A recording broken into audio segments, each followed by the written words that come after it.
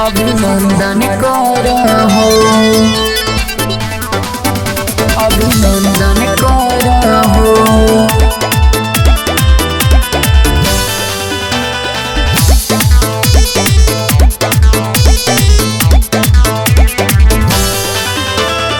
आइले बड़े सतगुरु हमर वंदन करहो, वंदन करहो।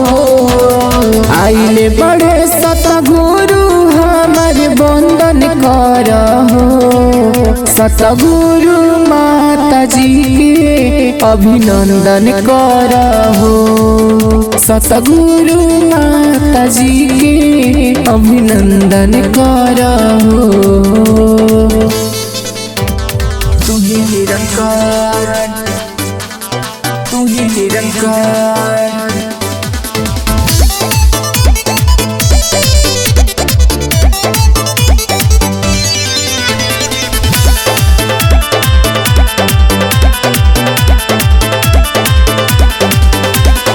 मिले सुकून दर्शन से मन के बरसेला खुशी में अखिया हो।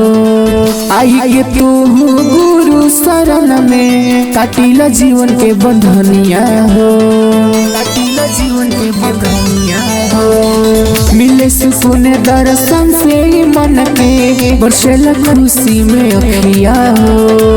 आई के तू गुरु के शरण में काटिला जीवन के बंधनिया हो, काटिला जीवन के बंधनिया हो। खुशी में सब कोई झूमत बावे पूरा संगत हो। सतगुरु माता जी के अभिनंदन करहो, सतगुरु माता जी के अभिनंदन करहो। तू ही निरंकार, तू ही निरंकार।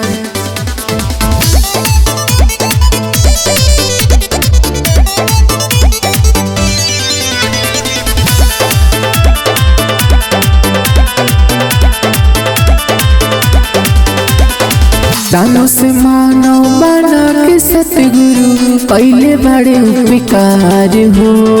जात धर्म के भेदे मिटा के दिल में भरे व्यवहार हो, दिल में भरे व्यवहार हो। दानों से मानव बना के सतगुरु पहले बड़े उपकार हो। जात धर्म के भेदे मिटा के दिल में भरे व्यवहार हो, दिल में भरे व्यवहार हो। पिंटू अक्षय अरियन हरि के दीदार कइला हो। सतगुरु माता जी के अभिनंदन करहो, सतगुरु माता जी के अभिनंदन करहो।